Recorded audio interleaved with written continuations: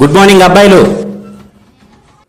చూడండి, ఇక్కడ అమ్మాయిలు అబ్బాయిలు ఇద్దరు ఉన్నారు, కానీ నేను అబ్బాయిలకి మాత్రమే గుడ్ మార్నింగ్ చెప్పాను. ఎందుకంటే ఇప్పుడు నేను చెప్పబోయేది అబ్బాయిలకి మాత్రమే. అందుకే అబ్బాయిలు జాగ్రత్తగా వినండి. మీరంతా ఇప్పుడు డిగ్రీ చదువుతున్నారు. చూడండి, ఇక్కడ ఎంత బాగా చదువుకున్నా చివరికి ఏదైనా జాబ్ చేసుకుని సెటిల్ అవ్వకపోయినా అమ్మాయిలకు హౌస్ కీపింగ్ అనే జాబ్ ఉంది. అందుకే వాళ్ళు జాబ్ చేయకపోయినా వాళ్ళని ఎవరేమనరు. మరి అబ్బాయిలు తప్పకుండా ఏదో ఒక పని చేయాలి. అందుకే మీరే జాగ్రత్తగా వినండి. మనం మగాలుగా పుట్టాం. మగాడిగా పుట్టడం ఈజీనే, కానీ మగాడు అనిపించుకోవడం చాలా కష్టం నాయనా. ఒకసారి మగాడి జీవితాన్ని చూద్దామా? 5వ క్లాస్ లోపు అమ్మా నాన్న తప్ప మనకి ఇంకేం తెలియదు. 6వ క్లాస్ నుంచి 10th క్లాస్ వరకు కొత్తగా అన్నీ నేర్చుకుంటాం. పుస్తకాల్లోని పాఠాలన్నీ చదివేసి మనకు మనమే గొప్పోడిగా ఫీల్ అయ్యి అమ్మా నాన్నకి ఏం తెలియదు అనుకుంటాం. నాన్నకంటే నేనే తెలివైన వాడిని అనుకుంటాం. ఇంటర్ డిగ్రీలు మరి చెప్పాల్సిన అవసరం లేదు. కుర్రోళ్ళం అయిపోయాం. కాలేజీలో అటెండరు, స్వీపరు, వాచ్మెన్ ఇలాంటి వాళ్ళని చూస్తే చాలా చీప్గా కనిపిస్తారు మన కళ్ళకి. ఇలాంటి పనులు మనం చస్తే చేయం అనుకుంటాం. జీతం లేదో పెద్ద పొడి చేస్తాం అనుకుంటాం.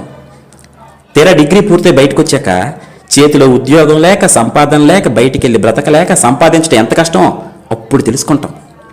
చిన్న ఉద్యోగమైనా ఎంత విలువైందో అప్పుడు అర్థమవుతుంది. వయసు వచ్చిన కొడుకు ఇంట్లో ఖాళీగా ఉంటే అమ్మా నాన్న నిన్ను అదోలా చూస్తుంటే అప్పుడు మీరు రెడీ అవుతారు. 5,000 జీతమైనా చాలు, ఏ పనైనా చేస్తానని. ఆటో డ్రైవర్ గానో, కంపెనీలో హెల్పర్ గానో, సెక్యూరిటీ గార్డు గానో పనిచేస్తున్నప్పుడు అప్పుడు తెలుస్తుంది అటెండర్ ఉద్యోగం కంటే తక్కువ స్థానంలో ఉన్నానని. చూస్తూ ఉండగానే 30 ఏళ్ళు నిండిపోతాయి నీకు. పక్కన పెళ్ళాం, చేతిలో 2 పిల్లలు.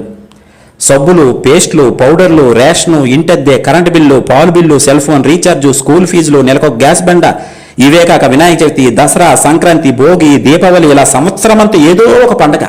అన్నిటికీ డబ్బు కావాలి. ఒక్కసారి వెనక్కి తిరిగి చూస్తే బాధ్యతల అగాధంలో పడిపోయి ఉంటావు.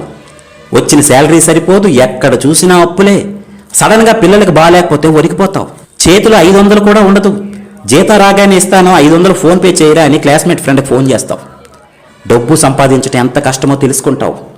ఇప్పుడు కాలేజీ రోజుల్లో అన్నీ నీకే తెలిసని ఎగిరిపడే నీకు 30 ఏళ్ళు నిండితే గానీ అసలు జీవితం అర్థం కాదు. అంతలోనే నీ పేరెంట్స్ ఈ లోకం విడిచిపోతారు. అప్పుడు తెలుస్తుంది నీకు జీవితం అస్సలు విలువ. కూలి పని చేసైనా నీ తండ్రి నిన్ను ఎలా పెంచాడో గుర్తు చేసుకుంటావు. ఊరంతా బలాదు తిరిగొచ్చిన అమ్మ ఎలా భోజనం పెట్టేదో గుర్తొస్తుంది నీకు. అప్పుడు ఏడుస్తావు బయ్యో. తొక్కలో లవ్వని అమ్మాయి వెంట తిరిగి అది మోసం చేస్తే ఏడ్చావు చూడు, అసలు అది ఏడుపే కాదు.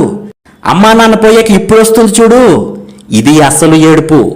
తెల్లారితే ఈఎంఐ కట్టాలి, అప్పులు వాళ్ళు ఫోన్ చేస్తుంటారు, సమాధానం చెప్పలేక ఫోన్ స్విచ్ ఆఫ్ చేసుకొని పడుకుంటావు. కానీ నిద్ర పట్టదు, ఇంట్లో కూరగాయలు ఉండవు.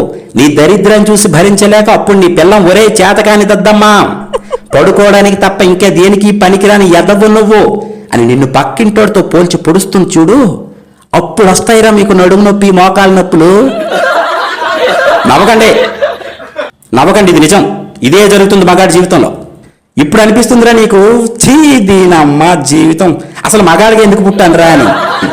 పెళ్ళం మీద కోపంతో ఫ్రెండ్స్తో కలిసి మందు తాకడం తప్ప ఇంకేం పీకలేవు నువ్వు. నీ కష్టాలన్నీ సిట్టింగ్లోనే ఫ్రెండ్స్తో షేర్ చేసుకుంటావు. అప్పుడు నిన్ను ఆదుకుంది 10వ 12వ సహాయం చేసేది క్లాస్మేట్సే. అందుకే క్లాస్మేట్స్ ప్రతి మగాడికి చాలా అవసరమైనప్పుడు ఆదుకుంది వాళ్ళే.